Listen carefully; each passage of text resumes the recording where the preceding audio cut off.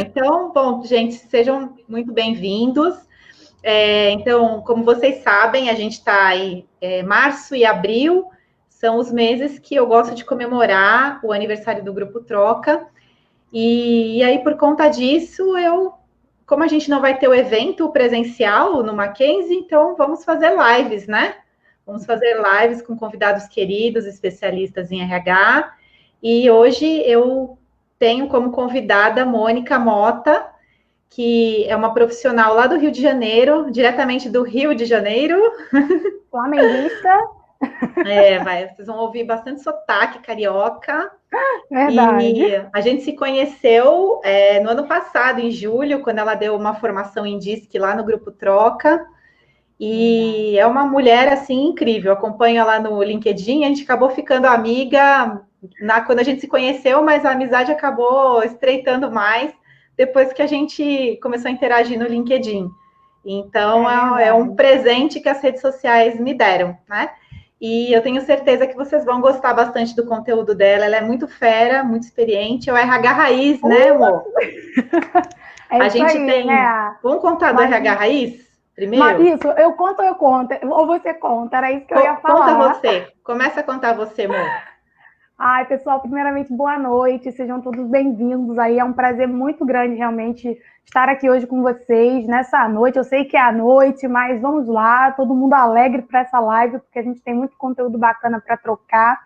E Isa e eu, na verdade, eu já acompanho o Grupo Troca, já tem um bom tempo, né? Mas conhecer mesmo a Isa, eu só conheci no ano passado, aí com o curso DISC, né? Que a gente fez lá em parceria com o Grupo Troca. E aí no LinkedIn, né? A gente começou a interagir, começou a conversar e começou a trocar. E a gente comunga de muita coisa, né, Isa? A gente compartilha de muita coisa, de linha de pensamento. E aí, daqui a pouco, nós estávamos ali formando um grupo, né, de RH raiz, porque a gente Isso. só defendia, né, só defendia ali post no LinkedIn, com uma visão mesmo mais profunda do RH, com uma visão bem mais estratégica. E aí a gente foi se conectando, aí, gente, surgiu um grupo que tem a Regi, né, a Regiane, tem a Isa e tem a Adriana Lagares também, né, que é uma super parceira nossa. E aí, nessa nossa conversa, vamos formar um grupo, vamos debater sobre RH raiz, e aí a própria Adriana, né, reuniu essa mulherada, e a gente compartilha, gente, diariamente, quando não é diário, é semanal, mas a gente não deixa ali de compartilhar as nossas angústias, né, nossas alegrias, a nossa indignação, né, Isa? Às vezes, Sim, com certas indignação muita. coisas, né? Muita indignação. E aí, por isso que a gente decidiu fazer essa força, sabe, de formar um grupo aí de mulheres mesmo que vem de um RH, vem de um RH raiz mesmo. Todas quatro têm uma experiência, têm uma bagagem para poder compartilhar, mas a gente também não sabe tudo, né? A gente tem aí uma trajetória, uma caminhada, mas a gente sempre está aberto também para aprender e para ouvir o que outras pessoas têm a dizer, né, Isa? Mas Sim, esse grupo é movimentado às vezes, né, Isa? é movimentado. Na verdade, assim, igual a Amor falou, o nosso objetivo é sair em defesa do RH de verdade. Porque hoje tem muito RH Nutella, purpurina, né? O RH purpurina, que é aquele RH que todo mundo gostaria que fosse verdade, mas ele não é de verdade. Isso aí. Então, às vezes a gente vê nas redes sociais uma coisa que não é assim a realidade do dia a dia. Então aí o pessoal que vai entrando vai achando que é de um jeito e na verdade é de outro. Então, quando a gente vê alguma situação que pinta o RH como se o RH fosse fácil, como se a gente, se você, a maioria aqui é de RH, já devem ter ouvido falar que a gente não trabalha, né? Que a gente só que o não trabalha, que só trabalha quando fecha ponto. O Então, famoso RH da festinha, né, Isa? é o da festinha, O da Então festinha. tem muita coisa errada sendo disseminada relacionada ao RH.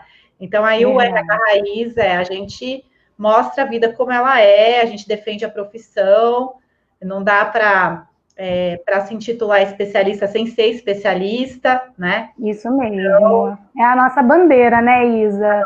Nossa E nossos bandeira, conteúdos seguem isso aí, isso aí. E especialista nosso e conteúdo especialista. segue muito essa linha, né, Isa?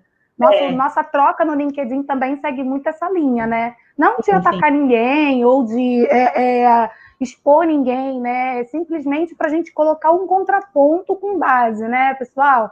Olha direitinho, né? O conhecimento real do processo do RH não é assim, é dessa forma.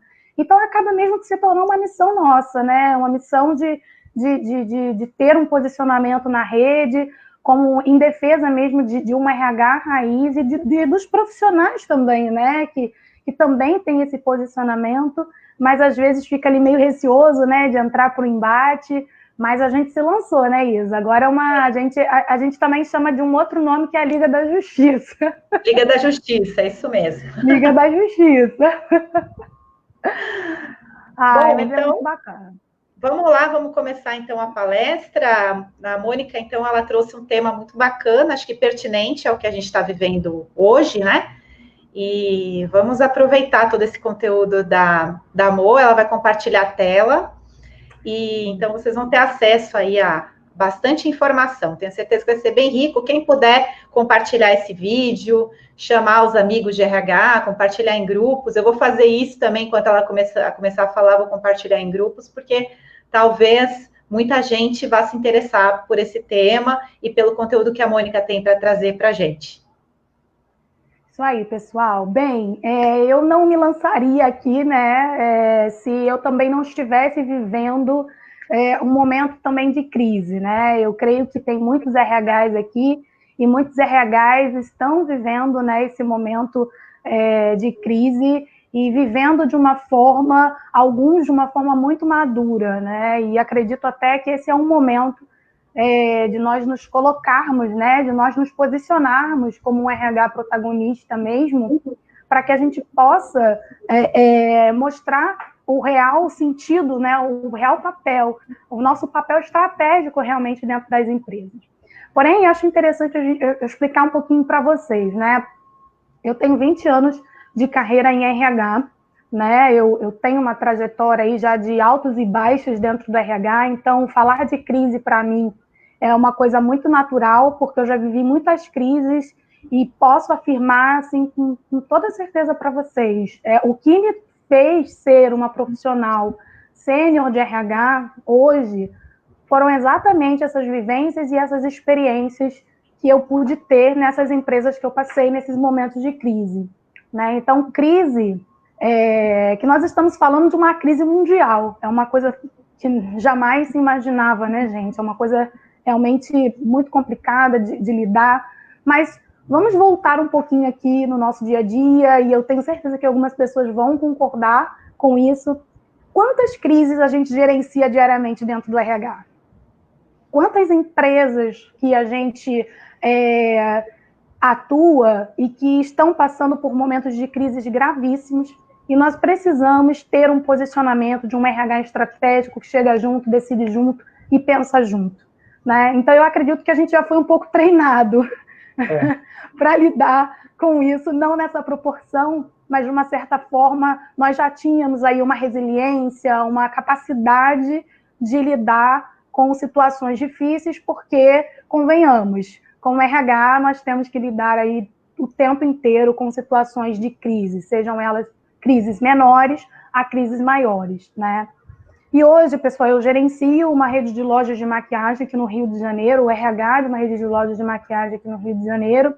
Então, com os shoppings fechados, né, é uma loja de shopping, e tudo fechado, a gente precisa gerenciar todos os processos de RH, né? Claro que o RH fica aí bem mais, né, com holofote em cima, porque todos os processos passam pelo RH. E dentro desse contexto de crise, eu tenho observado todos os pontos que eu tenho tratado e toda a forma que eu tenho conduzido isso, porque isso não deixa de ser também um case para a minha carreira, né? a forma como a gente lida com cada situação e com cada crise que a gente passa é uma coisa muito boa, inclusive para quem aí vai construir o seu currículo, pense nisso. Você já viveu alguma situação de transição, alguma crise na empresa que você passou? Pontua como você agiu, como você gerou resultado, porque muitas competências são desenvolvidas a partir dessa superação, né, de desafios aí de passar por essas crises. Então, pessoal, estamos juntas nessa jornada, né? Estamos aí de mão dadas nessa jornada para poder amenizar ao máximo aí toda essa crise que se estabeleceu aí no mundo. Mas eu acredito muito também que nós vamos sair todos transformados de tudo isso, todos transformados, né, de tudo isso, e vamos sair mais fortes. E nesse momento a gente precisa só ter uma direção. E eu acho que o nosso papo de hoje vai muito de encontro com isso, né? Acho que o nosso papo é para poder dar um direcionamento, compartilhar um pouquinho das nossas experiências, o que a gente está fazendo, o que Isa pensa, Isa está fazendo, o que eu estou fazendo dentro desse contexto que eu estou inserida.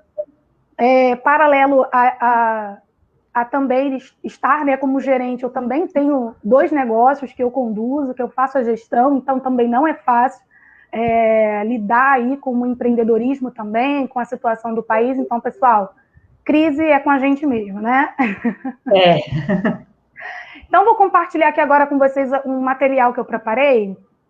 Isa, e aí você me diz se está aparecendo direitinho, tá? Porque eu quando abro a tela, não consigo me ver. Pronto, tá perfeito. Todo mundo tá vendo? Pessoal, tá vendo? Coloca. Então, a gente vai fazer o seguinte, enquanto ela estiver fazendo a palestra, a gente não vai responder vocês, mas podem escrevendo, que aí quando ela terminar, a gente vai olhar os comentários e vai responder as dúvidas, enfim, vai comentando aí a participação de vocês, tá?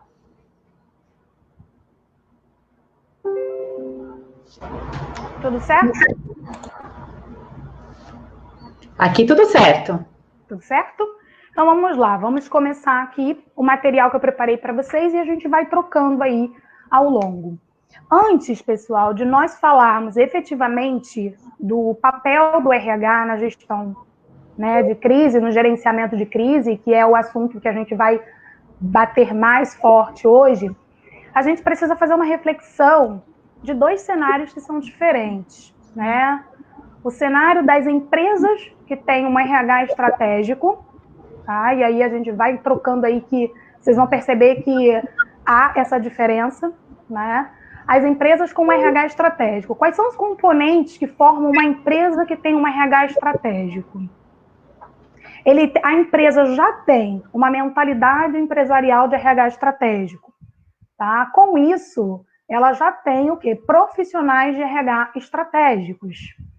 Nesse contexto, o RH participa e influencia as tomadas de decisão. E aí é um cascateamento. Todas as ações de gestão, todos os processos e todas as estratégias alinham processos, estratégia, pessoas e negócios.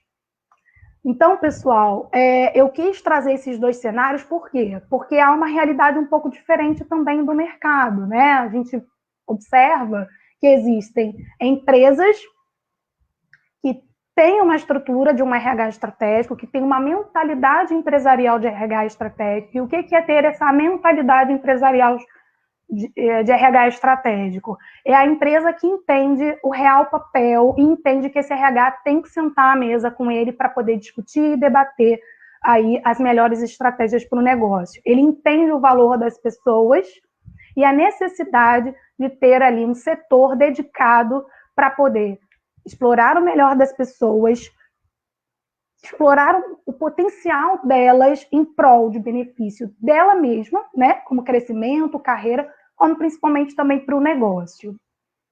E aí, pessoal, existe também o contexto do profissional de RH estratégico. E aí, por que eu coloquei essa diferença? Porque existem empresas que têm um contexto já estratégico, logo tem os profissionais de RH estratégico. Porém, nós também temos dentro da nossa experiência, nós temos também o quê?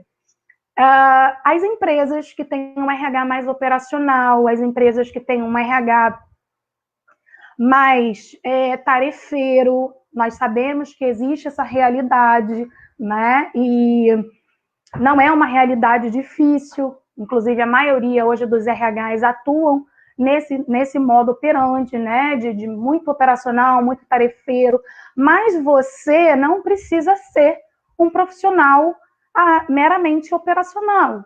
Então, eu acho muito importante que a gente pense, né, que eu posso estar numa empresa onde o meu RH é operacional, mas eu, como profissional de RH, não necessariamente preciso ser operacional. Eu posso desenvolver competências que me tornam um profissional de RH estratégico. E aí eu acredito que no momento oportuno de ir para uma empresa que já tem esse contexto, fica muito mais fácil. Bem, e aí o que eu considero essencial para um profissional de RH estratégico, pessoal? E aí eu compartilho um pouco do que eu desenvolvi aí ao longo desses anos. Primeiro ponto é ter o pensamento estratégico. E o que é ter o pensamento estratégico? Ter o pensamento estratégico não necessariamente significa que eu já tenho toda a experiência, todo o conhecimento e toda a bagagem. Ter o pensamento estratégico é eu conseguir me antever, é eu conseguir planejar, é eu conseguir fazer uma análise crítica, é eu conseguir fazer uma leitura ampla, né, do negócio, é eu conseguir entender o contexto que eu estou, para aí sim eu poder criar aí as melhores estratégias e as melhores soluções para as empresas. Unido a esse pensamento estratégico, eu preciso ter, claro, o conhecimento teórico, as formações, a senioridade, maturidade, né, para lidar com as situações, experiência e vivência prática. Claro, a gente só adquire realmente experiência quando a gente vivencia na prática as situações. Além disso, ter análise crítica e fazer leitura do cenário.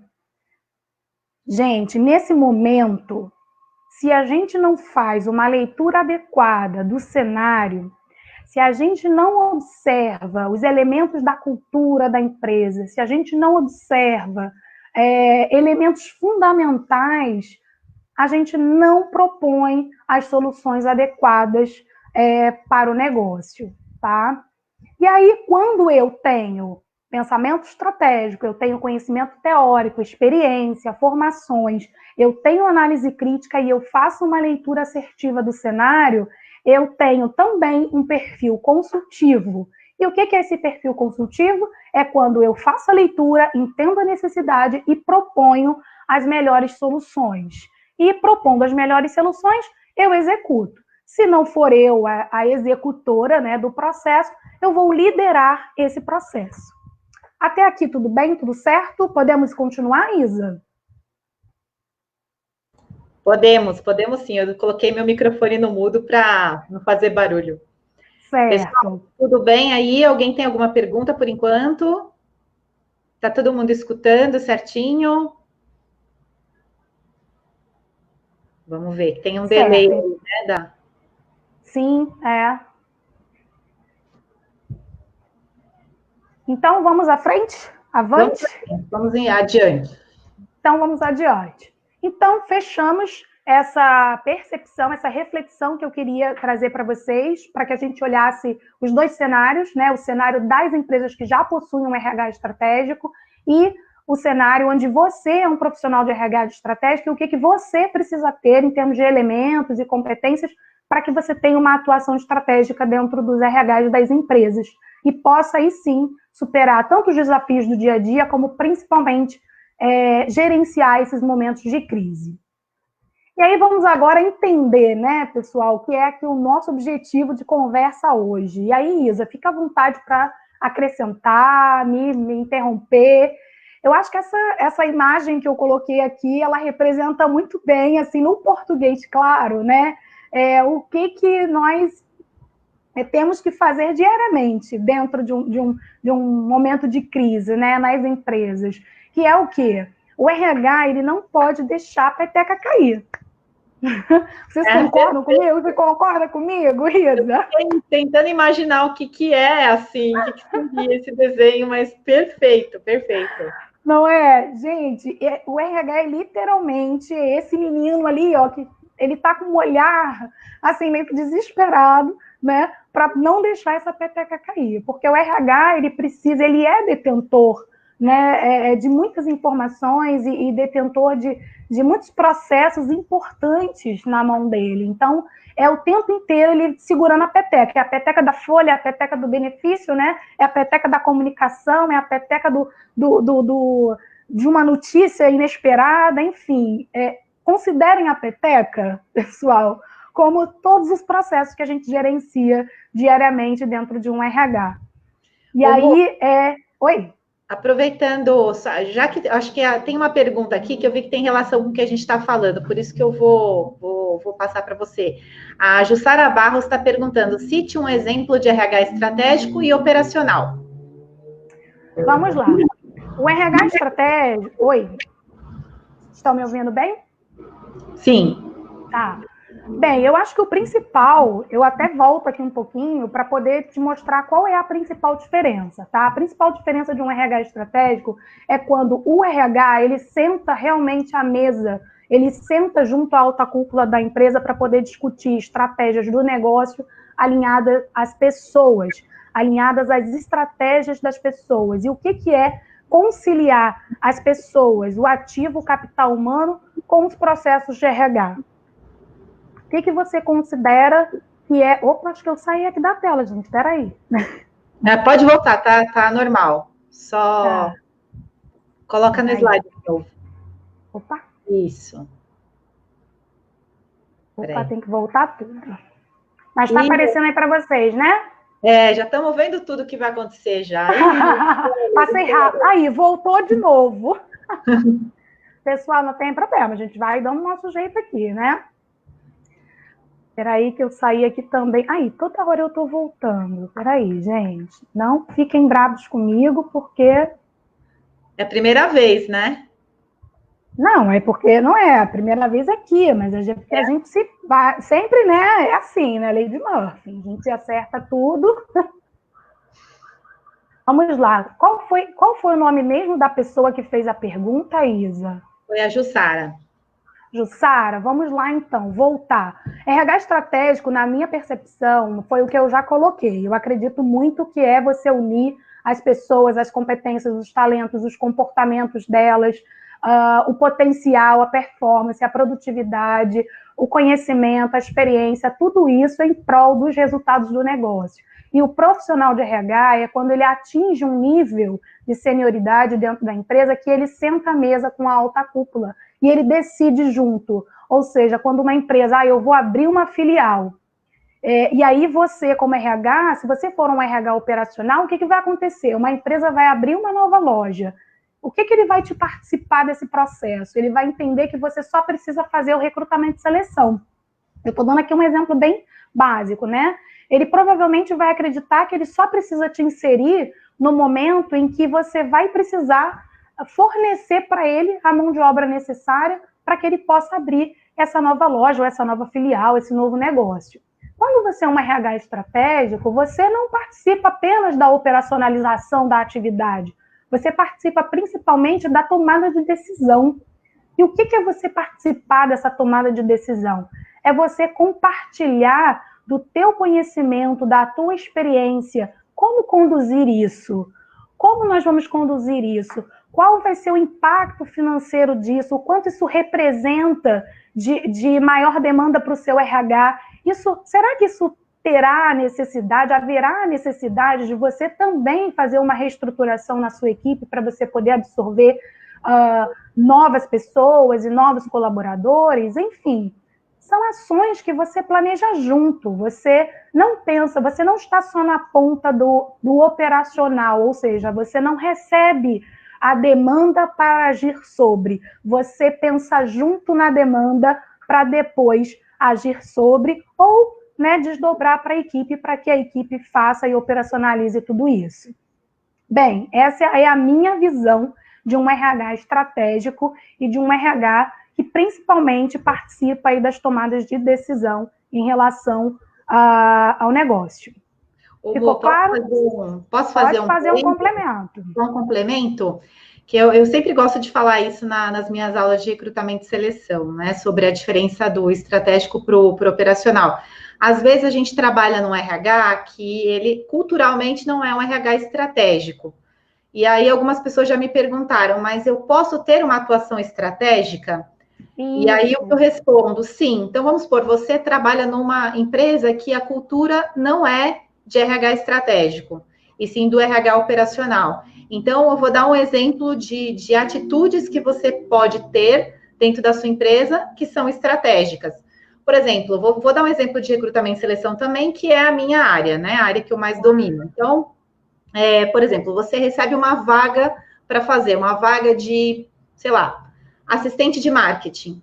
Então, qual que é a diferença do operacional para o estratégico? O operacional, ele simplesmente vai pegar aquela vaga e ele vai seguir aquele passo a passo que ele sempre segue. Divulgar a vaga nas redes, aliás, pegar a aprovação da requisição de pessoal, divulgar a vaga, fazer a triagem dos currículos, fazer entrevista, aplicar as técnicas, teste, enfim, depois passar com o requisitante, aí depois exame admissional, escolher, enfim, todo aquele processo passo a passo do recrutamento e seleção. E ele não sabe por que ele está contratando essa pessoa, qual que é a importância dessa pessoa, por que aquela pessoa precisa estar ali, por que aquela vaga foi aberta. Ela está simplesmente fazendo o trabalho dela. Então, o operacional significa, não sei se vocês viram já aquele filme do Charlie Chaplin, que ele está numa indústria, que ele está trabalhando, que ele fica assim, tirando e pondo, tirando e pondo, tirando e pondo. Então, o operacional... É o tarefeiro, né, Isa? Isso, o operacional... É o tarefeiro, né? Você simplesmente faz, sem entender o porquê que você está fazendo. Agora, você se torna estratégico a partir do momento que você tem a curiosidade de saber por que tem uma vaga aberta em assistente de marketing. Aí você vai lá com o gerente de marketing e vai perguntar, mas por que você está abrindo essa vaga? Ah, porque essa pessoa é fundamental para a gente fechar um negócio XYZ. Então, você começa a entender um pouquinho do cenário, sabe? O porquê que a tua importância dentro daquela empresa. Então, você não é só uma pessoa que tira um pininho, coloca no outro lugar, tira a tampinha do negócio, coloca no outro espaço. Não, você é uma pessoa que é importante para a organização porque você gera resultados. Você está contratando pessoas que vão trazer lucro para a empresa. Então, você assume e veste essa roupa, né, Isa? Isso, Então, você está se colocando no papel estratégico. Mesmo que o seu RH não seja estratégico, você está agindo estrategicamente. Isso aí, Isa. E é por isso que eu trouxe essa diferença do RH estratégico para o profissional estratégico, porque eu posso ser um profissional de RH estratégico sem necessariamente estar em uma empresa que tem um RH estratégico. Concorda? Exato. Totalmente. Né? E para eu ser um profissional estratégico, exatamente tudo isso que a gente está falando aqui, que a Isa reforçou muito bem. Se você pegar esse conjunto aqui, né, essa figura, essa ilustração que está na tela aqui agora, e você for refletir sobre isso, na prática, o que um profissional de RH ele tem que ter? Né? Ele tem que ter um pensamento estratégico, ele tem que unir o que ele tem de conhecimento, ele tem que fazer análise crítica e leitura de cenário, e ele precisa ter um perfil consultivo, porque ele precisa, a partir da leitura de cenário, fazer o quê? Eu vou propor as soluções, correto? Eu preciso oferecer as soluções que aquela empresa precisa. Eu estou ali como RH para oferecer soluções. Eu não estou ali como RH só para poder operacionalizar um processo. Eu posso sim, vaga, né? Isso, eu não estou ali só para isso. Eu estou ali para poder prestar um apoio consultivo para aquela empresa e dizer para ele, olha, você realmente precisa dessas pessoas? Vamos fazer aqui uma análise do seu quadro de pessoal, né? Ou como outras pessoas conhecem, do seu headcount. Vamos aqui sentar para poder fazer, se há necessidade. Como ser estratégico? Eu quero desligar um funcionário. Gente, vamos lá. Vamos entender por que você quer desligar um funcionário. Se eu sou um RH operacional, o que eu vou fazer? Eu vou pegar o pedido de desligamento daquele gestor e vou simplesmente desligar, né? Eu não vou entender as razões e principalmente tratar. Agora, se eu já tiver um pensamento estratégico, eu vou pegar, eu vou fazer uma pesquisa, eu vou tentar fazer uma reversão com aquele profissional, eu vou entender se há algum gap de liderança. Você está entendendo? Como é que quando você é estratégico, você não só pega e operacionaliza, você pensa, faz uma leitura, tem uma análise crítica e entrega, tendo aí um papel consultivo. Certo? Podemos ir adiante? Podemos.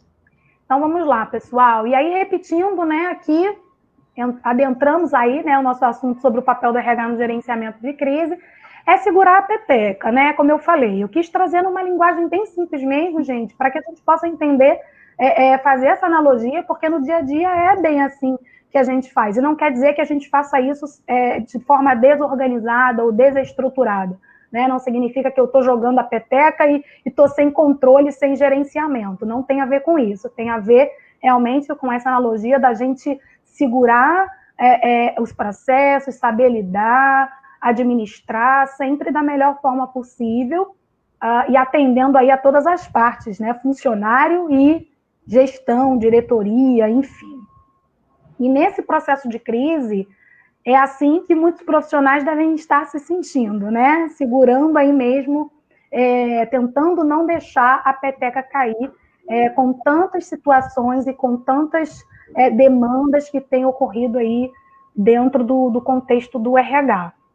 E aí, pessoal, eu elenquei alguns passos da minha prática, né, do que eu estou tendo de desafio dentro desse processo de crise específico do Covid, e aí eu vou compartilhar um pouco com vocês o que eu tenho aplicado e até aqui tem dado bastante certo. Bem, o primeiro passo é gestão emocional. E eu não estou falando aqui de gestão emocional, de questões ligadas somente à empatia, né? Essa coisa do lado humano que o RH precisa ter. Eu estou falando de gestão emocional, gente, porque no momento de crise, o que a gente precisa gerenciar? A gente precisa lidar com a ansiedade dos colaboradores, a gente lida com as aflições deles, com as angústias, muitas vezes a gente lida com o choro, né, com a tristeza dos nossos colaboradores.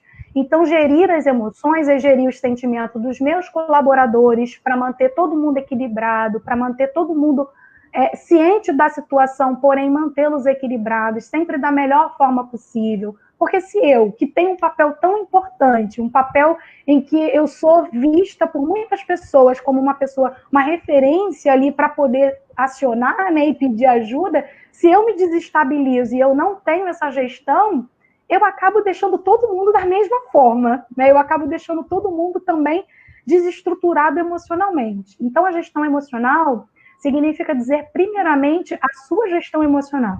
Primeiro, né? Eu vou fazer a minha gestão emocional, eu vou cuidar dos meus sentimentos, das minhas emoções, de como eu estou lidando com essa crise. Eu vou cuidar bem disso e, principalmente, eu vou cuidar para poder também equilibrar e cuidar das emoções aí dos meus colaboradores e também, gente, quem trabalha aí, né, próximo do dono, dos sócios, também precisa, muitas das vezes, também fazer a gestão emocional desses profissionais, dessas pessoas, né? Porque por mais que sejam donos, sejam empresários, às vezes eles também ficam, né, desequilibrados emocionalmente. Então, cabe ao RH também prestar esse suporte, prestar esse atendimento, ouvi-lo quando necessário e manter aí essas emoções controladas, o máximo que puder, né, pessoal? Porque eu sei que no momento de crise, muitas vezes não afloramos, né, muitas reações e sentimentos que não controlamos. Mas o máximo que nós pudermos aí, como RH, o papel do RH no gerenciamento de crise, controlar as emoções e manter os ânimos aí tranquilizados, a gente consegue avançar nos outros desafios que a gente tem pela frente, que a gente vai ver aqui. Certo, Isa? Certíssimo. Ponto 1, estamos alinhadas? Alinhadíssimas, concordo plenamente. Então, vamos à frente, pessoal. O que fazer? 2. Isso aqui é muito importante, isso demanda da gente uma competência muito interessante, que é comunicação. A nossa capacidade de articular e negociar internamente. E o que é isso, gente? O que significa articular, negociar, que nome a gente dá? Isso é o quê? Construir relacionamento internamente entre os departamentos, onde você conversa com as áreas e você tem um bom relacionamento interno, exatamente para no momento que você precisar usufruir desse relacionamento construído, você possa ter a adesão desse time, você possa ser uma pessoa onde as pessoas confiem e entendam que o que você está ali representando, orientando e passando para elas é algo que elas possam se sentir seguras. O RH precisa ser um ambiente seguro, né, gente? Isso é uma coisa muito forte para mim. O RH precisa ser um ambiente seguro. E essa articulação e negociação interna é fundamental nesse momento de crise, porque você precisa conversar com todas as áreas, até para você, como RH, entender quais as necessidades. O que é preciso fazer? O que essa área pode demandar mais do que a outra área? Então, a articulação e negociação interna tem a ver com isso nesse momento de crise. Certo, Isa? Certíssimo. Relacionamento, né? Network total. Tem que ter isso. No momento de crise, gente, não pode faltar o quê? O nosso parceiro, nosso grande amigo jurídico, principalmente nessa situação específica aí de tanta vulnerabilidade, né? E de tantos conflitos trabalhistas, entra MP, sai MP, né? E eu sei que isso deixa a gente, às vezes, tonto, mas confuso, não, a gente confuso, exatamente. Isso deixa, às vezes, a gente lá a peteca, volta na peteca, é você jogar para um lado, jogar para o outro, mas não deixar ela cair. E o jurídico, ele é um braço muito importante do RH em todo momento de crise, né? Todos os momentos de crise, não só nesse, mas em todos os momentos de crise.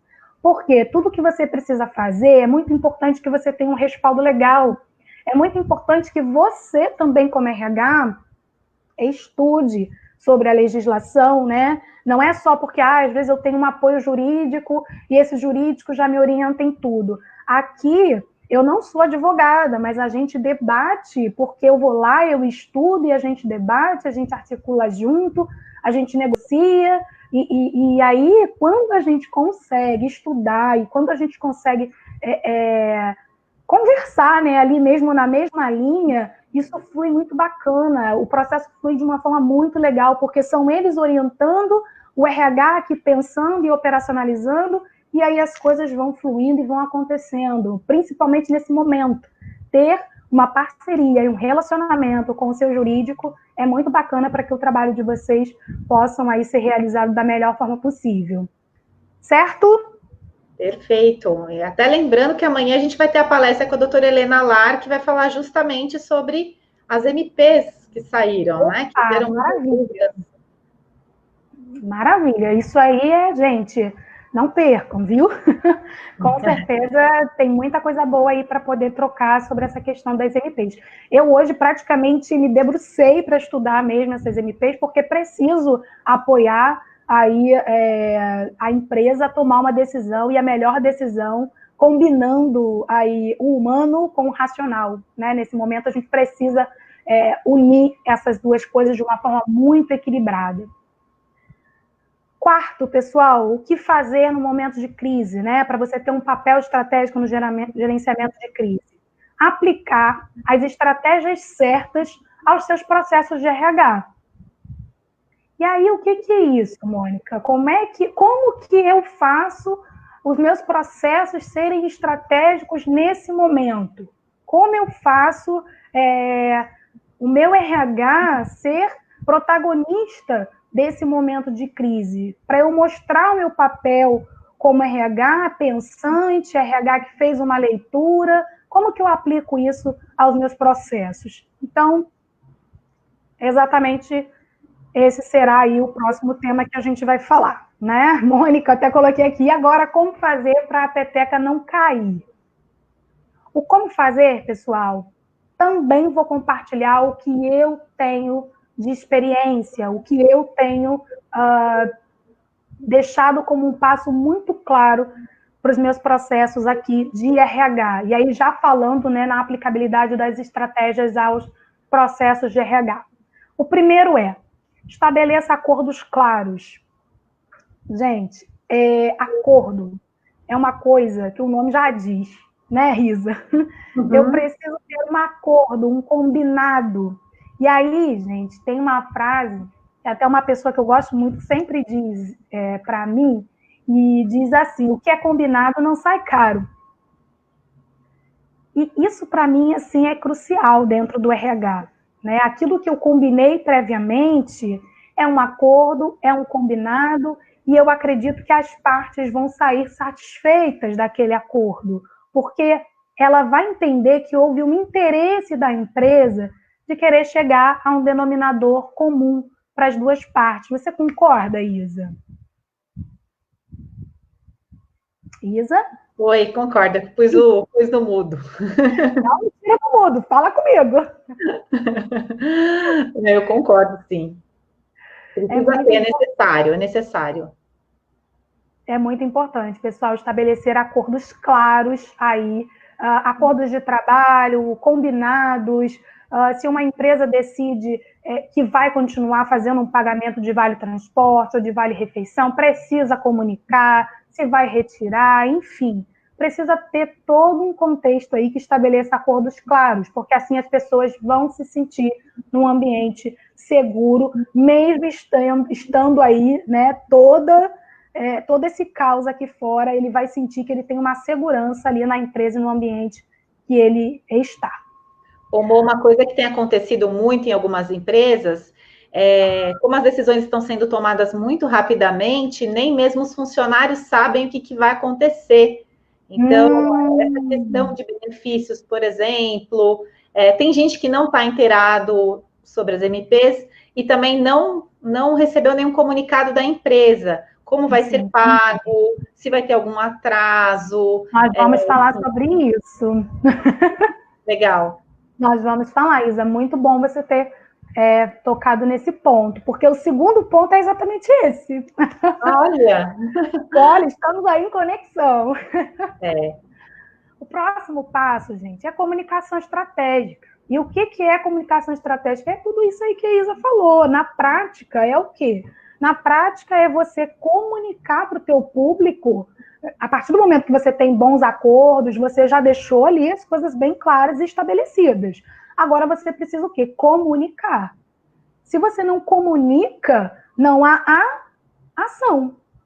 Concorda? Então você precisa comunicar para as pessoas para que elas possam ficar cientes. E aí, gente, eu não estou falando, às vezes, Mônica, mas eu não tenho um canal interno, nesse momento, como que eu vou falar, o que eu vou usar, como que eu faço essa comunicação, que texto eu escrevo, aí eu volto para a importância do seu alinhamento com a empresa, com a cultura da empresa, com a forma que a empresa se relaciona com os seus colaboradores e, principalmente, o quê? O alinhamento com o jurídico, para você também não acabar escrevendo alguma coisa que, infelizmente, possa vir a comprometer a empresa. Então, comunicação estratégica é exatamente você comunicar no momento certo. Isso também é muito importante, gente. Nesse momento, como nós falamos, você gere o quê? A ansiedade das pessoas que estão em casa. E nessa ansiedade, muitas pessoas te cobram uma resposta muito urgente, uma resposta muito rápida.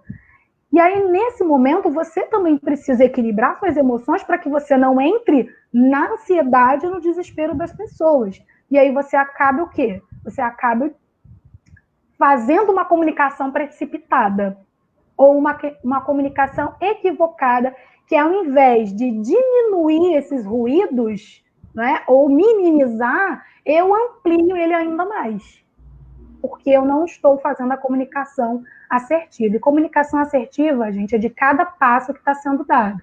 Se vai haver a redução salarial, você precisa fazer um comunicado formal para você enviar para o seu colaborador.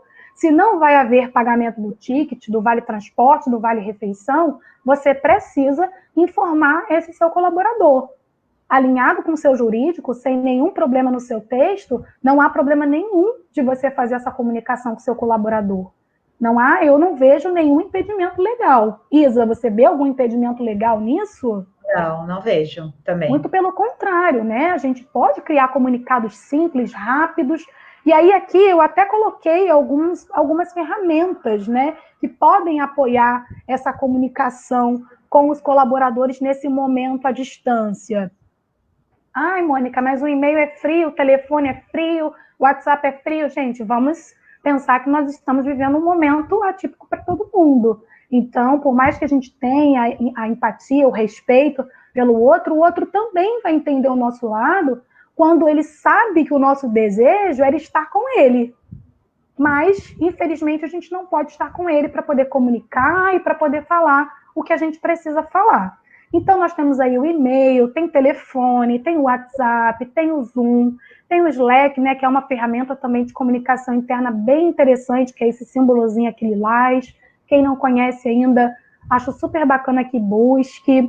Tem também aqui o Canva, que eu coloquei o Canva porque ele é um site de design, né, Isa? E ele tem vários templates, várias coisas prontas.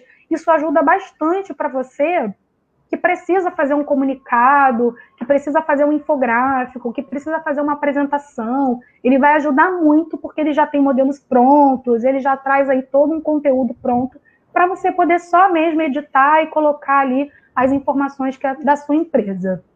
E ele é bem simples, intuitivo também, né, amor? Muito, muito intuitivo. Eu sou fã do Canva porque eu utilizo ele para quase tudo, né? Assim, tanto eu também. Eu adoro, gosto muito de trabalhar com ele. Então, pessoal, ferramenta a gente tem, né? A gente precisa aí dar um novo significado para essas ferramentas nesse momento, entender que elas são agora aliadas, né, do nosso RH e da nossa relação com os nossos colaboradores.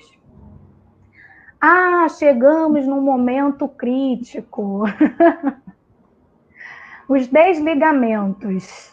Eu também tenho vivido isso, creio que muitas pessoas também estão vivendo isso, e o que eu mais tenho lido e o que eu mais tenho acompanhado são pessoas questionando os desligamentos, né, questionando a forma como está sendo feito. De fato, há alguns profissionais ou empresas que não estão adotando uma política minimamente ali humanizada, mas a gente precisa pensar que a situação é complicada para todos os lados, né, gente? Então, os desligamentos muitas das vezes são inevitáveis.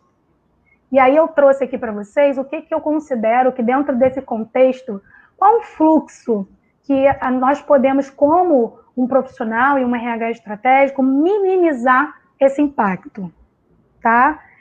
Não há certo nem errado, cada um adota um modelo. Esse modelo foi um modelo que, no meu cenário, foi super bem aceito, e a gente conseguiu minimizar o impacto aí de ter que fazer um comunicado de um desligamento usando as ferramentas que a gente tem atualmente, que é e-mail, WhatsApp, enfim.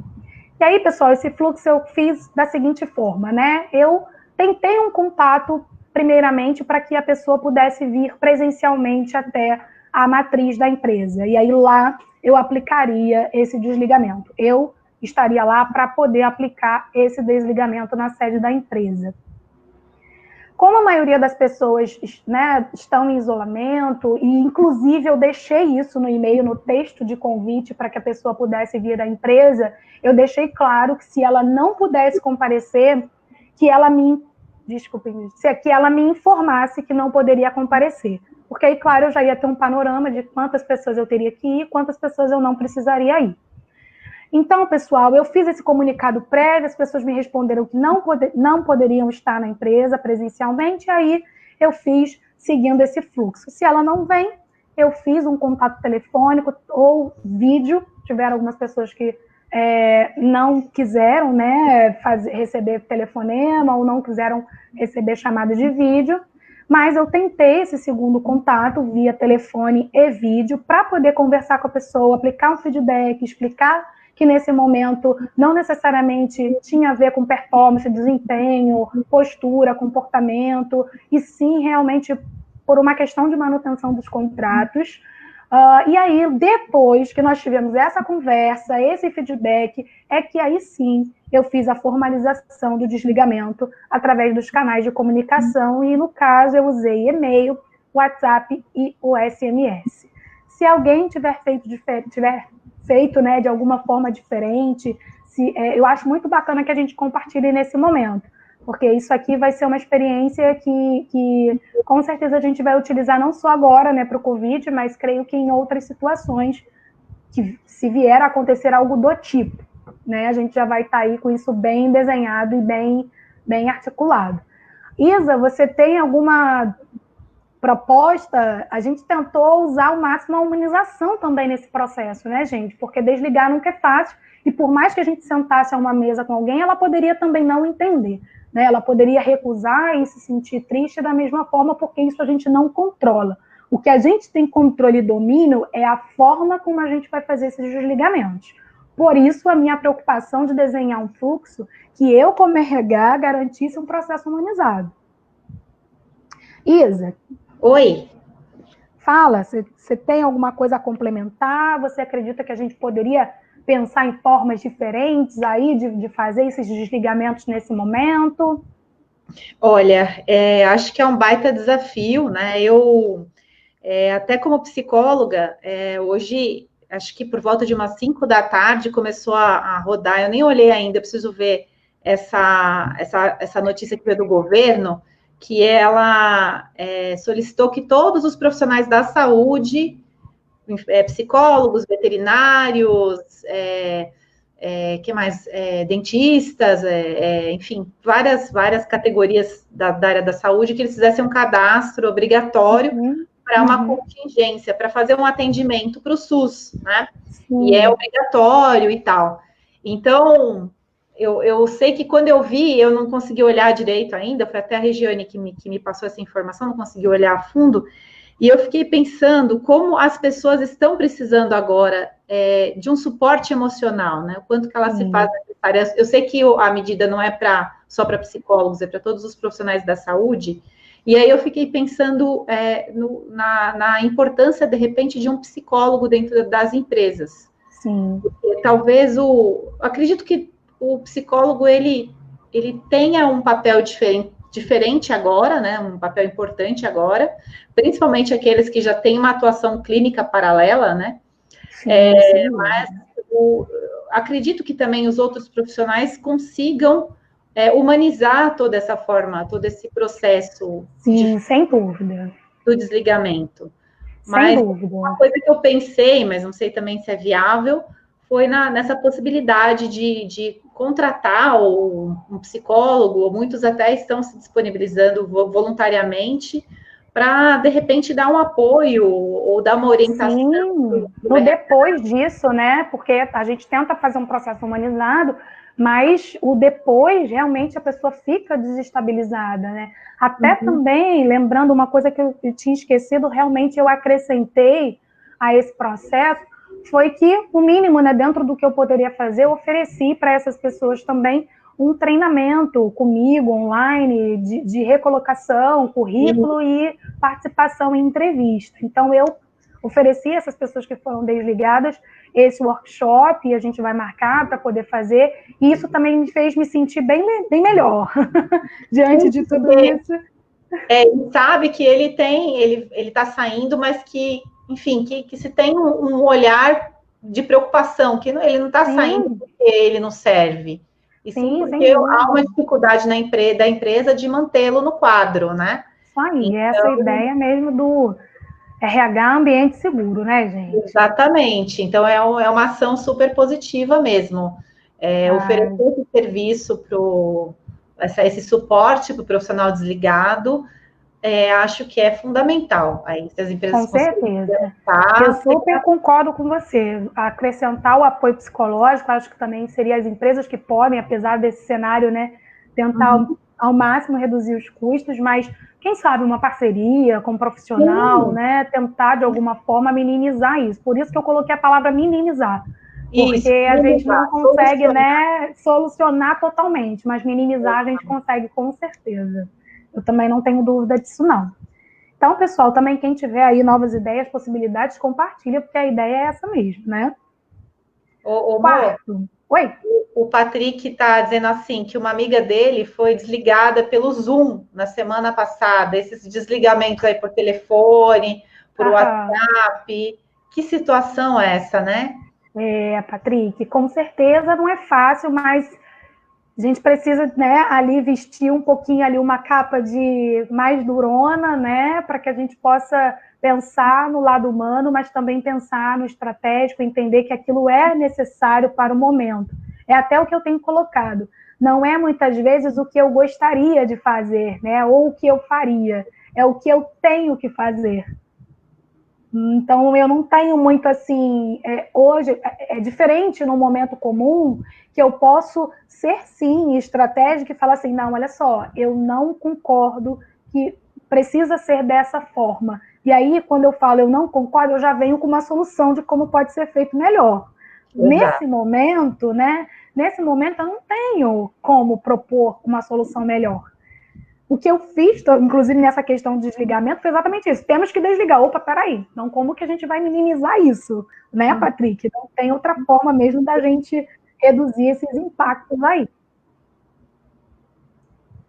Mas acho que pelo Zoom, eu ainda acho que ainda é melhor um pouco do que só um e-mail frio. É verdade. Não concordo. Até um paralelo, porque assim, às vezes a gente está tão acostumado, nós somos tão brasileiros, né?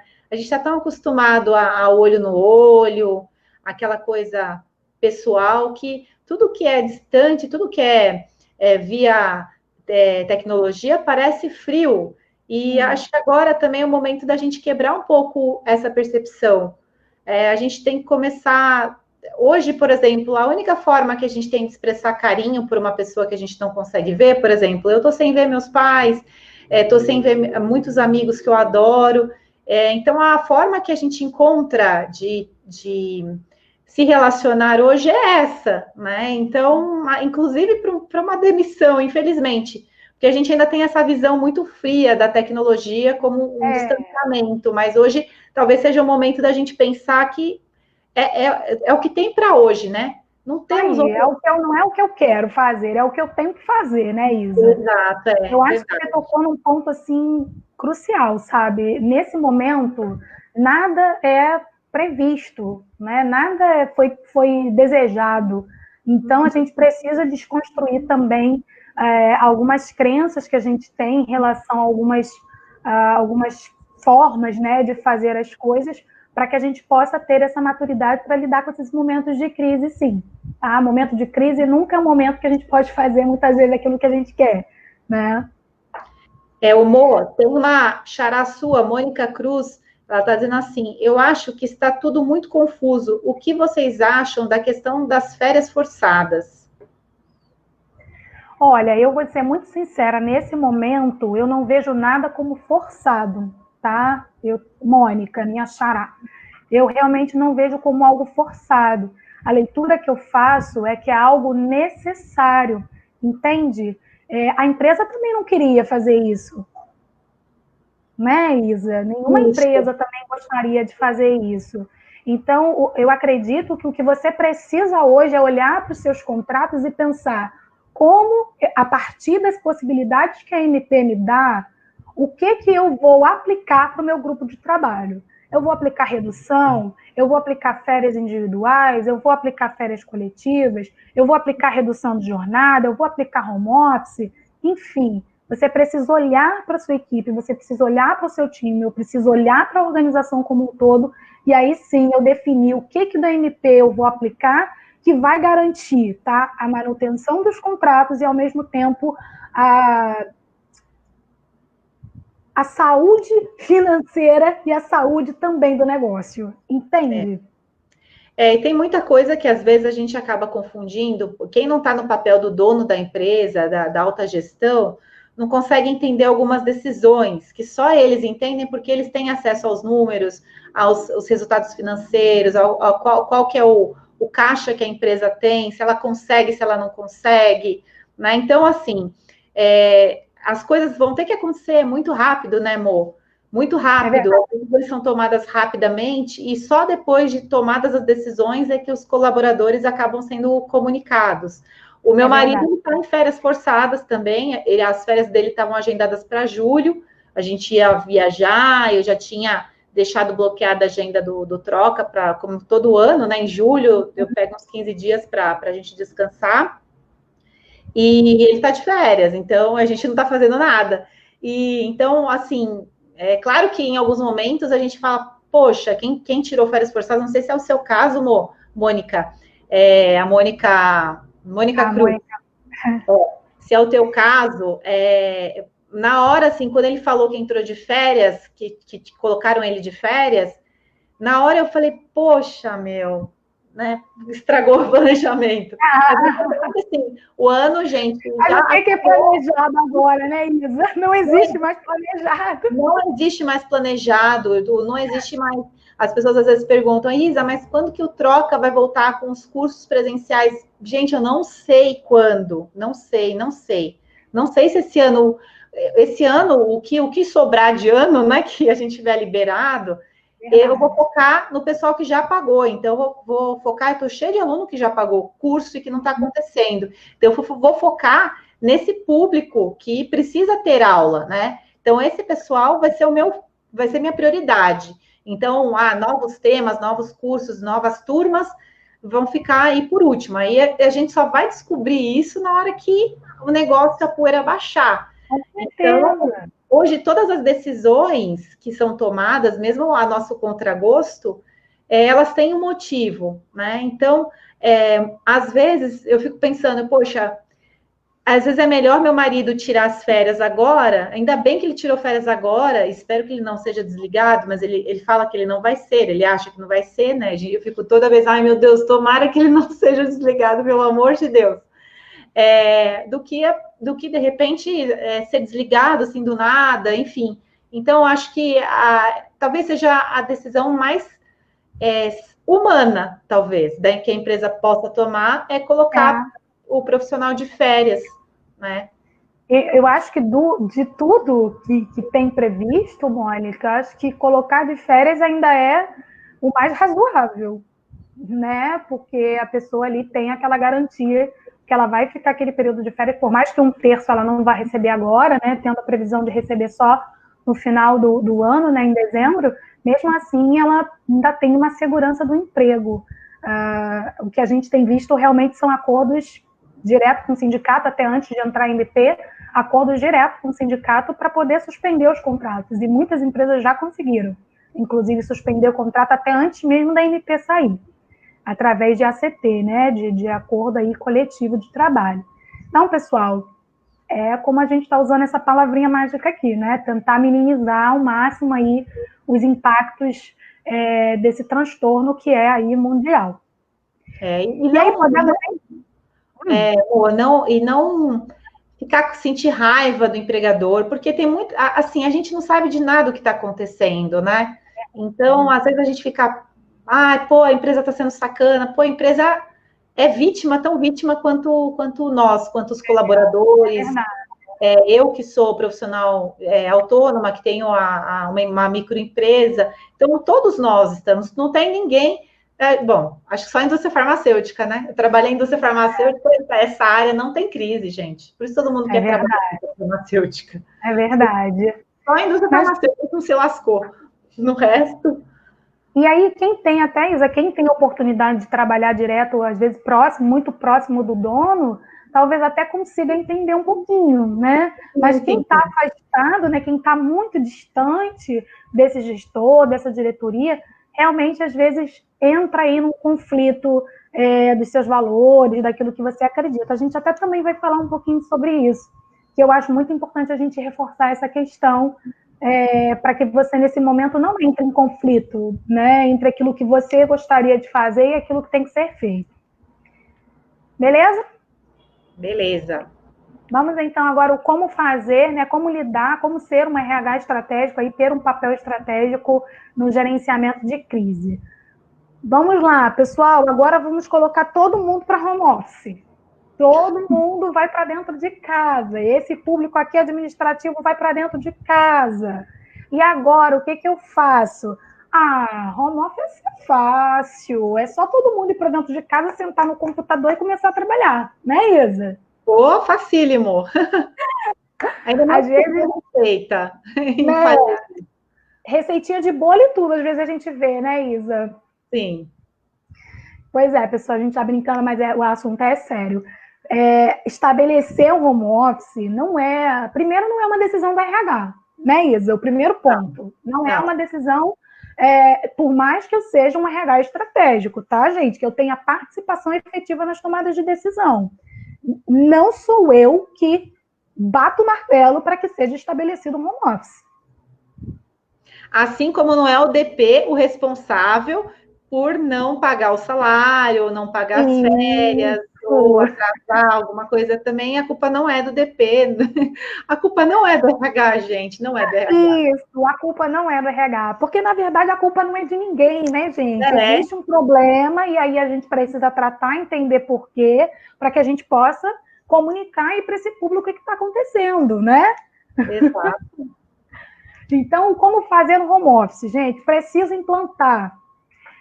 Olha, quem acha que é fácil, até eu fiz uma enquete no meu Instagram e achei bem interessante que eu coloquei, né? Para você poder plantar um home office dentro da empresa, o que você precisa ter? Aí coloquei lá a cultura do comportamento, a infra e a tecnologia, ou ferramentas de produtividade. E aí eu achei interessante que o resultado, muitas pessoas colocaram, ferramenta de produtividade, infra e tecnologia, inclusive até, se eu não me engano, ganhou a infra e tecnologia. Gente, é claro que no momento de crise você precisa oferecer o básico para essas pessoas trabalharem. Infra e tecnologia é essencial. Não é que uma coisa anula a outra, mas tem aquilo que é essencial para você poder realmente estabelecer um home office. E como que você estabelece isso? Através da cultura, realmente, e do comportamento home office. E o que significa isso, gente? É a pessoa ter autonomia, é a pessoa ter autodomínio. Então, isso tem a ver com os comportamentos e as competências desse profissional. Ele tem esse perfil para trabalhar nessa modalidade de trabalho? Ele consegue ser produtivo no ambiente fora do trabalho? Ele consegue me entregar resultado, acho que mais importante do que de tudo, né? Ele consegue me entregar ali o resultado que eu preciso, ele estando nessa modalidade de trabalho. Então, isso tudo tem a ver o quê? Com a cultura, com o quanto as pessoas estão maduras para poder lidar com essa modalidade de trabalho. Porque vocês concordam que, para mim, o mais difícil é estabelecer uma cultura de autonomia, de liderança, né, uma cultura onde a liderança tenha essa autonomia para fazer essa gestão e, ao mesmo tempo, dê autonomia para a equipe trabalhar. A falta de controle da presença, né, e da dominância do líder, muitas vezes, faz com que ele ache que as pessoas não estão trabalhando e não estão gerando resultado. Então, isso tem muito a ver com a preparação e a mentalidade dessas pessoas para poder receber essa modalidade de trabalho. E aí, claro, você vai oferecer a infra e a tecnologia necessária, vai garantir aí também os termos, os contratos, a parte legal que precisa ter, né? E, principalmente, você vai definir os papéis, os pacotes e os resultados que você precisa que essas equipes entreguem. Parece simples, né? Mas não é. Gerenciar pessoas que não estão no mesmo espaço é complicado. Até o próprio, não estou nem falando só do líder, mas do próprio funcionário, que às vezes tem o líder como referência, ele está ali do lado, e aí você fica perdido, porque você está sozinho na sala da sua casa, no seu quarto, como fazer, né? É verdade. Fora que quando eu falo de cultura, entra também isso, entra tudo isso. E entra, sabe o quê, gente? Também a necessidade da interação. Será que essa área que eu estou colocando nessa modalidade de trabalho, eu vou conseguir ter dela a mesma criatividade, o mesmo resultado, sem que ela tenha uma interação social?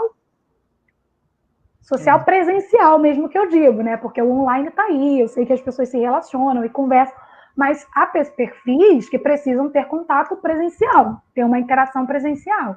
Então, esses são os maiores desafios de implantar um home office, né? De implantar esse modelo de trabalho, mesmo nesse momento de crise, tá, gente?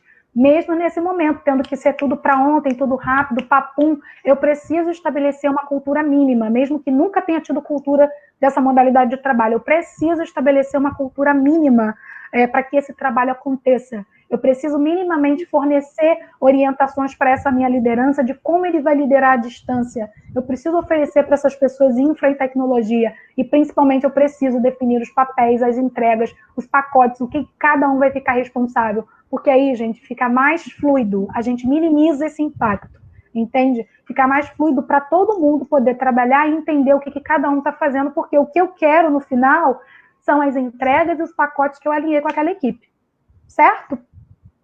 Então, nada de desespero aí com a modalidade do home office, né? Eu acho que a gente precisa encarar mesmo como uma realidade e implantar os processos de uma forma a minimizar tudo isso, tá? Fazendo assim, seguindo esse passo a passo de preparar minimamente essa cultura e esse comportamento para poder implantar os outros passos.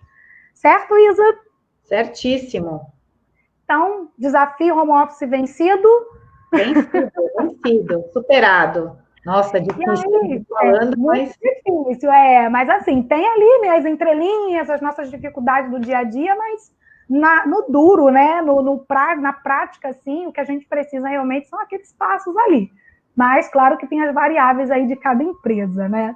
E aí compartilho também com vocês aqui algumas ferramentas, algumas possibilidades. Olha que interessante, né, gente? Tem essa coisa do líder não conseguir gerenciar o colaborador que está em casa, mas peraí, se eu definir bem os papéis dele, os pacotes dele, o que ele tem que entregar, poxa, eu posso usar uma ferramenta super bacana que é o Trello. Né? Eu não sei se aqui todo mundo já conhece o Trello, mas, inclusive, aqui nós implantamos o Trello. Nós tivemos um treinamento, onde eu fiz um treinamento de produtividade, como usar o Trello, como colocar as suas atividades lá no Trello, para que o nosso gestor, aqui acima, tivesse pelo menos uma visão de como essas pessoas estavam trabalhando e no que elas estavam trabalhando. O que diariamente você está dedicando o seu tempo. Então, o Trello é um gerenciador, né, de atividades e de projetos, onde você pode criar os formatos que você melhor achar. Eu trabalho com formato de dias, né? Então, para mim, fica super visual e mais fácil. Eu boto lá todos os dias um calendário e vou colocando lá o meu quadrinho, planejado e realizado. Para mim, funciona dessa forma. Uhum. Então, eu faço toda a listinha do dia e coloco lá no planejado. Terminei de fazer tudo, coloco lá no realizado. Porque dessa forma é claro para mim e é claro também para o meu gestor que está de cima vendo. Porque se a gente definiu as tarefas, minhas tarefas estão lá e ele está visualizando tudo que eu estou executando e avançando. E, gente, isso é tão interessante que, assim, a nossa comunicação não diminui, né? Não é que ele não me pergunta como é que tá, não é que não há uma gestão e uma liderança, muito pelo contrário, abre espaço para ele parar de gerenciar os meus processos, porque ele sabe que estão em execução, e abre espaço exatamente para ele exercer a liderança. É muito interessante, eu achei muito interessante, porque ele é líder, porque aí ele conversa, ele dá feedback, ele orienta, ele presta coaching, ele auxilia, ele faz coisas que, muitas vezes, preocupado com a sua entrega, com a sua tarefa, por ele não ver, ele às vezes não consegue fazer. Então, é bem interessante o Trello, adotar o Trello como uma ferramenta de gestão nesse momento de gerenciamento de atividades, eu acho muito importante. E depois continuar com ele, então, eu acho que vai ser bem bacana. Fora isso, tem o Zoom, né? Tem o Slack também para comunicação interna, fora os outros que a gente conhece aí, que nesse momento também é muito importante para armazenar materiais, compartilhar materiais, como o OneDrive, o próprio Drive. Nesse momento, gente, assinatura de documento. Isso aconteceu muito. Preciso que as pessoas assinem documento, mas ninguém presencialmente não pode ir. Tem esse aplicativo aqui, Adobe Fio, alguma coisa, gente. Posso até depois passar para a Isa, mas eu acho que é Adobe Fio. É um aplicativo de assinatura.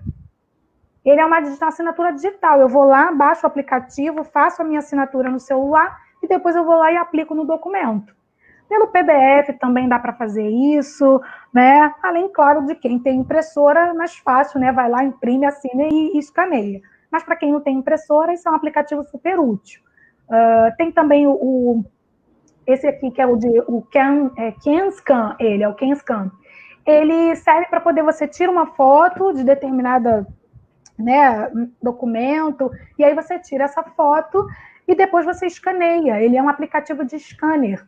E aí você escaneia essa foto e pode salvar em PDF.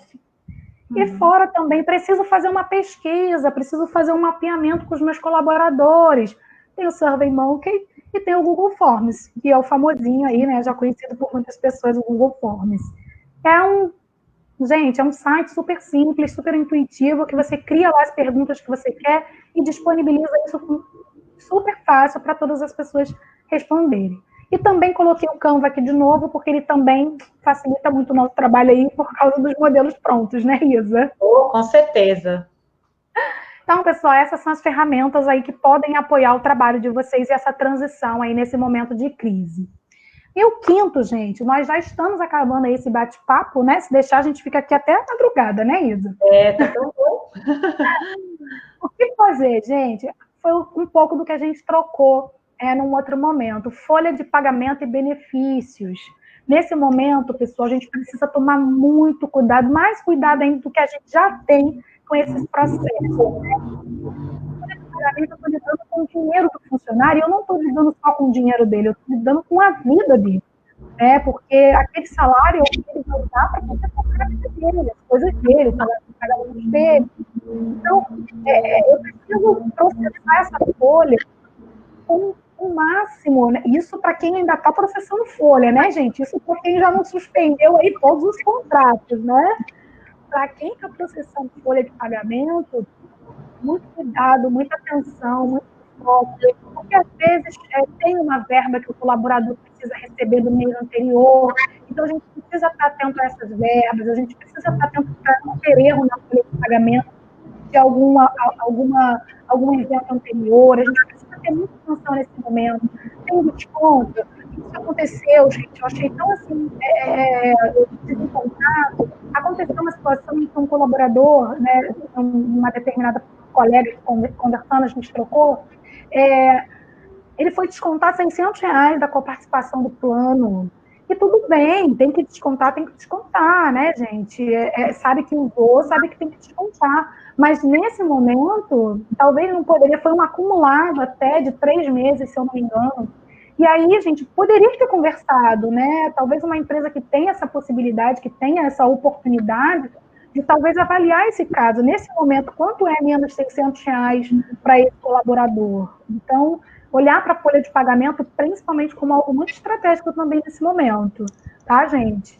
E, além da folha de pagamento, pensar, né, olhar nos acertos, tudo isso, os benefícios que precisa comunicar, gente, precisa explicar para o colaborador que o Vale Transporte é um benefício legal e que ele precisa necessariamente usar somente para o trajeto casa-trabalho, trabalho-casa. Eu sei que parece óbvio, mas é uma coisa que eu sempre digo, gente, e uma coisa também que foi uma amiga que me falou isso que eu nunca mais esqueci, e eu falo isso para todo mundo, o óbvio precisa ser dito.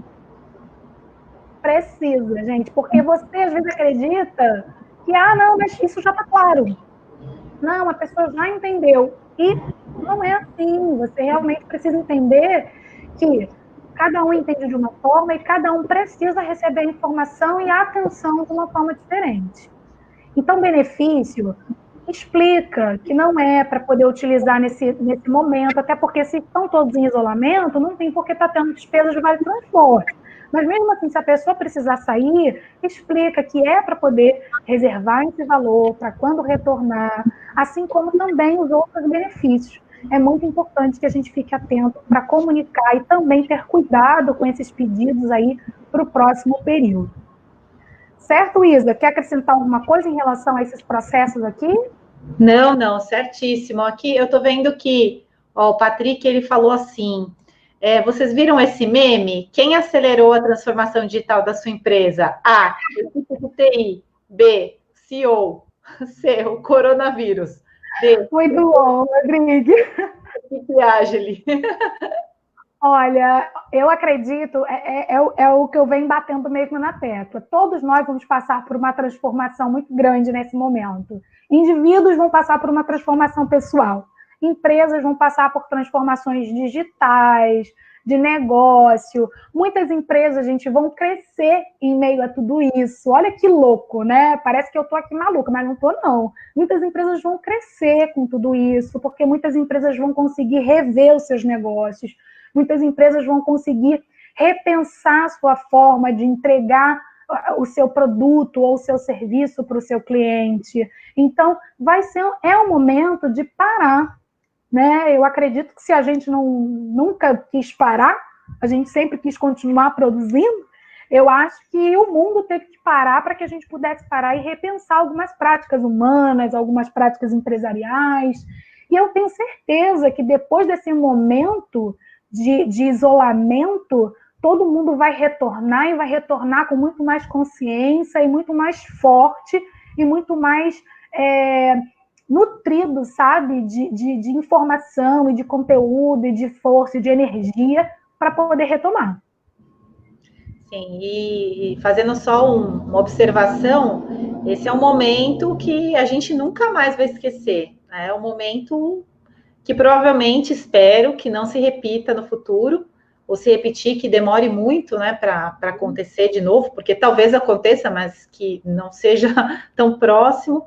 E a gente, por conta disso, por conta de ser um momento muito importante, ele é um momento importante de dor e também um momento importante de crescimento, de amadurecimento, de aquisição de novas competências.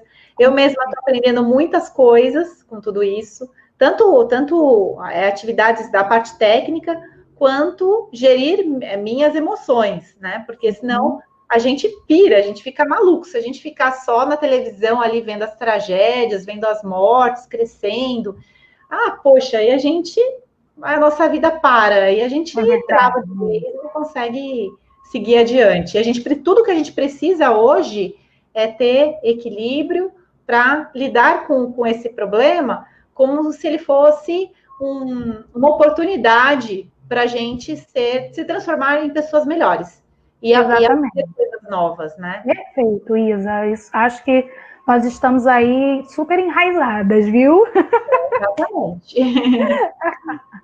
Estamos aí super alinhadas e super enraizadas em relação a esse assunto. Então, pessoal, como fazer aí em relação a essas questões de processo de folha e benefício nesse momento de crise, viu? Assumir esse papel, assumir esse cuidado para garantir aí tudo corretamente para o colaborador, certo? E para finalizar aí, né, a minha experiência, as dicas que a gente tem trocado aqui, mas não finalizar nosso bate-papo, porque se quiser a gente fica aqui até amanhã. Não fique triste, né? Eu coloquei aqui essa frase, essas frasezinhas, mais para a gente poder ter esse insight, para não ficar triste ou entrar em conflito com os seus valores, que foi aqui um pouquinho do que a Isa introduziu.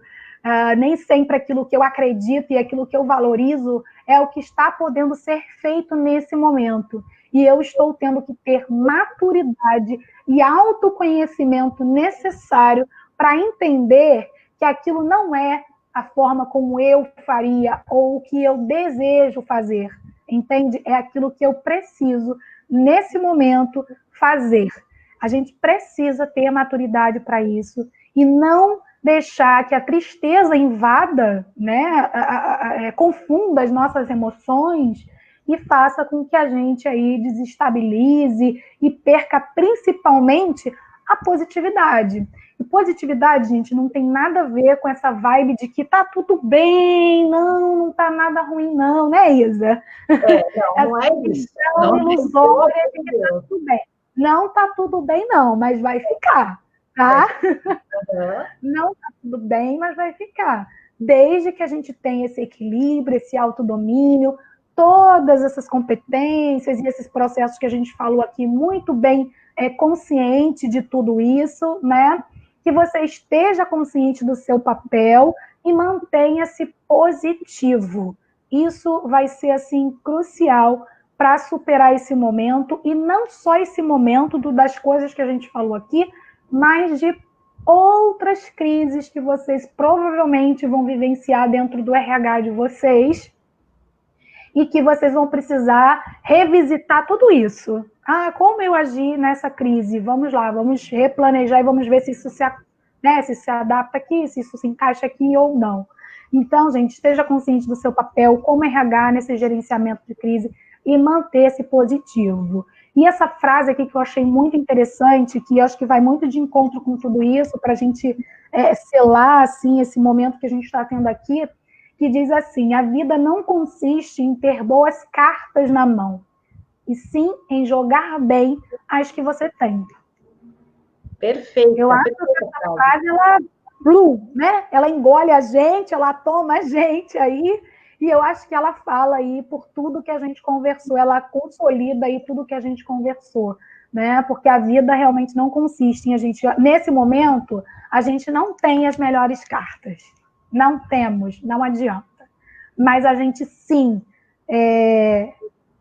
nós estamos, na verdade, conseguindo, não é só eu não, nós estamos conseguindo jogar e jogar muito bem com essas cartas que a gente tem. Eu não tenho dúvidas de que a gente vai conseguir virar esse jogo e, principalmente, a gente vai conseguir mostrar a importância do nosso papel e mostrar como nós somos protagonistas nesse gerenciamento de crise. Beleza? Beleza, maravilha. Isa, botei aí, né? Se o pessoal quiser trocar mais um pouquinho com uma galera de RH Raiz para seguir vocês aí no grupo Troca. Tem uma galera minha também aí, um público que pediu, falou: Mônica, fala um pouquinho lá. Eu falei: gente, peraí, deixa eu ver aqui se dentro dessas atribuições todas aqui eu vou conseguir dar conta, porque a gente também precisa fazer tudo com cuidado e com carinho, né, Isa? Então, dediquei esse tempo, com certeza, pela Isa, por vocês, por todo mundo, por mim também, porque eu gosto muito de ser contribuição para as pessoas e trocar um pouco do que eu sei e aprender com as pessoas. Mas quem quiser continuar aí conversando e aprendendo muito, né, sobre RH Raiz, para seguir aí conversando e conhecendo o trabalho do Grupo Troca, que é um trabalho incrível de capacitação para profissionais de RH. E quem quiser conversar um pouquinho comigo, trocar experiências, eu estou deixando aqui o meu e-mail pessoal e o meu WhatsApp pessoal, tá, gente? Não estou deixando nada meu aqui corporativo, estou deixando diretamente para poder falar comigo e trocar. Eu estou aqui para poder aprender, para ouvir todo mundo, para compartilhar e me fortalecer também nessa crise. Isso, a Mônica está no LinkedIn também, Mônica Mota, podem procurar por ela, não tem acento o nome dela, tá? Eu aprendi hoje. Mania de colocar acento. Mas o certo né, gente? O certo é Mônica, eu que sou Mônica. Foi lá o rapaz do cartório que esqueceu o acento, eu fiquei Mônica.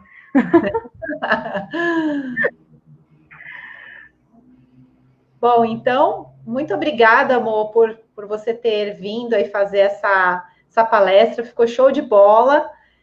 Então, acho que eu até vou ser repetitiva, né? A gente está mudando um pouco a nossa forma de se relacionar. Eu, por exemplo, eu nunca fiz muitas lives, então eu aprendi esse aplicativo, comecei a usar com a Simone na quinta-feira passada, faz uma semana que eu sei usar. Para a Mo é a primeira vez que ela está usando esse, né? Já usava o Zoom antes. E assim, o problema que a gente tem tá dando oportunidade de a gente aprender outras coisas. Então, eu sou grata por, talvez, se não tivesse acontecendo isso, a gente não estaria aqui fazendo essa live, né? Essa live é verdade. A gente ia continuar adiando, né? A gente ia ficar adiando, vamos fazer presencial, e a gente ia ficar sempre ali no presencial. Então, bom, muito obrigada por estar aqui, por contribuir com o teu conhecimento, com a tua experiência. E, pessoal, continuem acompanhando. Quem quiser fazer também uma live comigo, me fala, traga o seu tema. Estou aberta, vamos fazer à noite, sempre às 9h30 da noite, qualquer dia da semana. E é isso aí. Qualquer dúvida também podem colocar nos comentários, tá? Que aí a gente vai respondendo. Isso aí, manda pergunta pra gente, que a gente, mesmo depois da live, nem isso, a gente vai respondendo aí e vai dando retorno para a galera que participou. Gente, mais uma vez, obrigada. Se eu não esclareci alguma coisa, deixei os contatos, pode me perguntar. Eu estou aqui para isso mesmo. Isa, mais uma vez, valeu. Muito obrigada mesmo. Adorei. Estamos juntas aí para poder trocar. e aprender aí também umas com as outras. Muito bom. Vamos continuar no nosso RH Raiz, hein, Mo? RH Raiz, galera, quem vai? Vem junto, daqui a pouco esse grupo vai ganhar o Brasil. É isso aí. Pessoal, então, muito obrigada novamente. Desejo uma excelente noite para vocês. E até amanhã a gente tem Helena Lar para a gente falar das 2 MPs aí recentes que surgiram e que estão gerando uma série de dúvidas. A gente vai poder esclarecer com quem entende muito, que a doutora Helena é advogada trabalhista. Então, a gente vai ter aí bastante conteúdo importante que a gente precisa saber. Não importa a tua área no RH, você precisa saber o que está acontecendo. Aí, articulação com o jurídico, galera, não esquece. Amanhã eu estou aqui para assistir essa live. Maravilha. Um beijo a todos, então, e até amanhã.